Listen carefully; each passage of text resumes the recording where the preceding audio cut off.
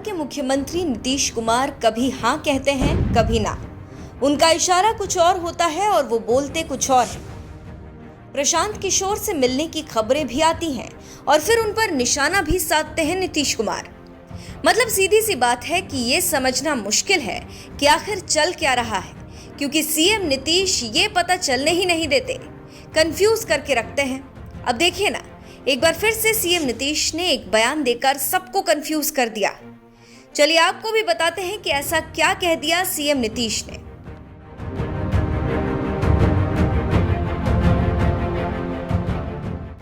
दरअसल कुछ दिनों पहले प्रशांत किशोर ने यह दावा किया था कि सीएम नीतीश ने उन्हें जेडीयू का अध्यक्ष बनने का ऑफर किया है।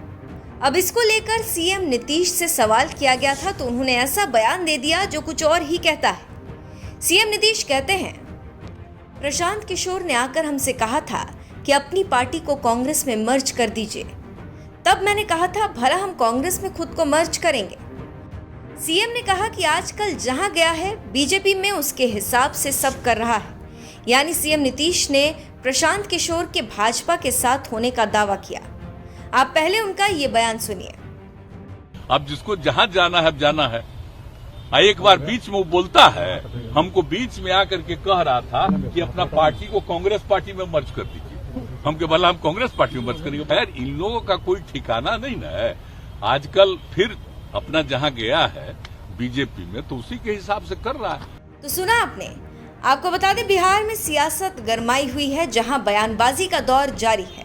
खासकर कि प्रशांत किशोर इन दिनों बिहार की सरकार पर निशाना साध रहे हैं। ऐसा लग रहा है कि अचानक से प्रशांत किशोर फॉर्म में आ गए। अभी कुछ दिनों पहले ही प्रशांत किशोर ने उप मुख्यमंत्री तेजस्वी यादव को लेकर ऐसा बयान दिया था जिससे बवाल मच गया था।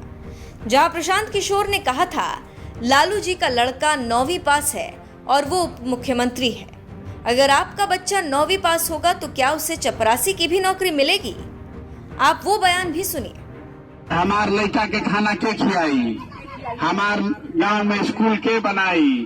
रउआ सोचता नहीं हमरा जात के हम दे दे भाई इनका के। तो मान ली कि लालू जी के लड़का 9वां पास बा तो वो बनता का मुख्यमंत्री, और और लड़का 9वां पास रही तो चपरासियों को नौकरी मिली? बताई दे रहा मिले के चाहिए ना मिली। लेकिन जेकर बाबूजी विधायक बाड़न, जेकर बाबूजी मंत्री मुख्यमंत्री बाड़न, उनकर लड़का 9वां फेल रही तो ओकरा नौकरी मिल जाये। हमार राउर राजा बन के रही, ये बदले के चाहिए ना।